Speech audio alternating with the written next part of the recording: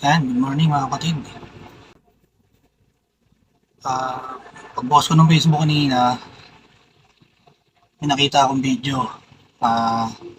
Yung regarding sa laging nag-aamok o nangaharang doon sa Marilaki. Ayan, nahuli siya ng pulis. Nakatsyempo siya actually. Ayan, panoorin natin Yan. Yan, ka ngayon.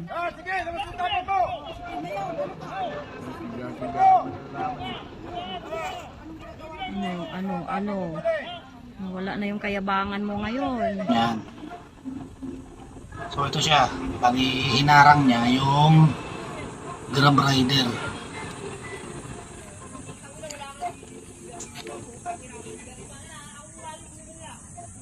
Grab rider na mag-deliver lang sana. Yun yung hinarang niya.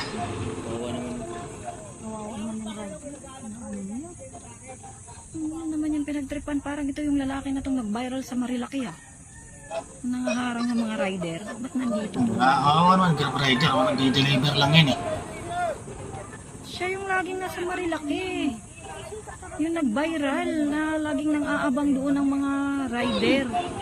Gumagawa ng matinong trabaho. Yung pa-intervisyo yun, di ba?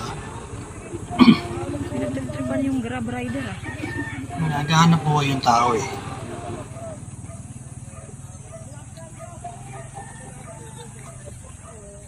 Hindi na padaanin yung rider.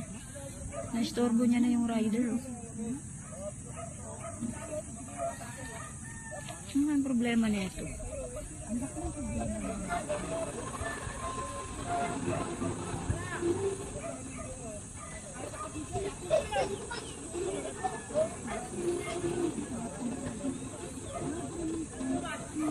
Medyo ano lang, yung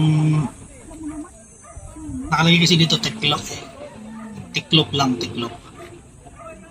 Ayan, may dumating na siyang rider. Ito na yata yung polis. May pulis. Hinarang niya pa ulit. Hinihila. Niyayaya niya. Yan. Nagkumilid. Yan. Ayun, yun nga, yung polis nga. Diba? Di tiklop siya ngayon. Ano. Wala na yung kayabangan mo ngayon. Yan. Nakatsyempo siya nung makakatapat niya. Ayun nga yan sa Marilaki, yung tao na yan. Grabe talaga. Taga saan yan?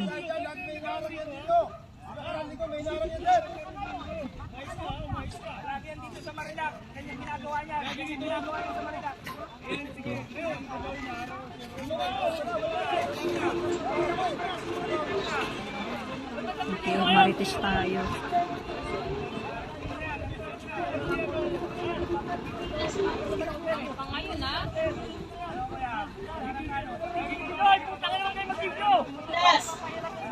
Ayaw mag-video.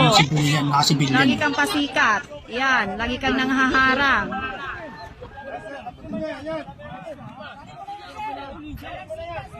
Yung police, siguro galing ng duty or ano, kinaka-civilian lang. Kung police siya or ano. Pero mo kami dinukot na baril. Hindi lang natin alam kung police siya talaga or ano. Pero good thing lang na dumating siya kasi nakawat yun.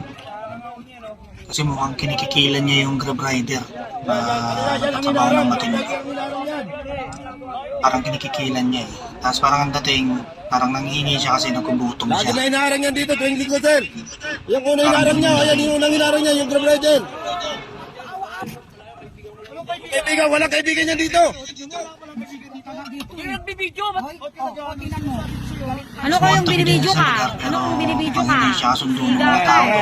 Yan, dapat yan, hampasin din eh. Meron talaga, hindi mo Dapat talaga ihampas mo yan, sir. makakasundo ng mga tao sa isang lugar. Ihampas mo yung pamalo niya. Kung galing mo, kung hindi ka marunong makisama. Kung ganyan, siga-siga ka na nag-aamok ka kasi Eh ano kung bibidyo ka?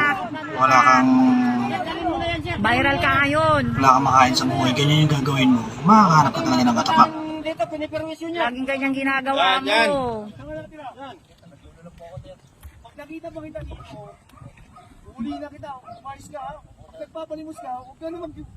Lagi may hinaharang yan dito, sir. Nung nakaraan linggo, may hinaharang yan. Parang naluluha-luha pa. Yung una, yung tricycle. May tricycle na hinaharang yan. Nagreklamo. Napanood nung ano eh, siya pala to eh. Oh, siya yung sa Marilaki.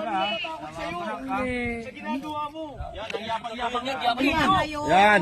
Video ka kasi sikat ka na. Dalhin mo na yan, dalhin mo na yan. Umuwi ka na. Dali mo yan, sir. Dali mo yan, sir. Namamalimos ka lang pala. Ganyan nga, di ka na lang manghingi ng maayos. Hulihin mo na yan, sir. Ewan ko lang, putol na kasi yung video nung kumuha ng video eh. Credit sa owner ng video. Pero hindi natin alam kung anong ginawa doon. Mas maganda talaga kung sinurrender yan sa presinto. Diba? Kasi may mapipirwisyo at may mapipirwisyo siyang ibang tao. At unang-una, delikado yung ginagawa niya. Mga harang ka sa gitna ng kalsada. At parang ang dating siya rin yata yung nangaharang sa Marilaki. Diba? Maraming motorsiklo at mga riders na pumupunta ron, 4 wheels or 2 wheels man yan, yung mga nagbabike pa nga.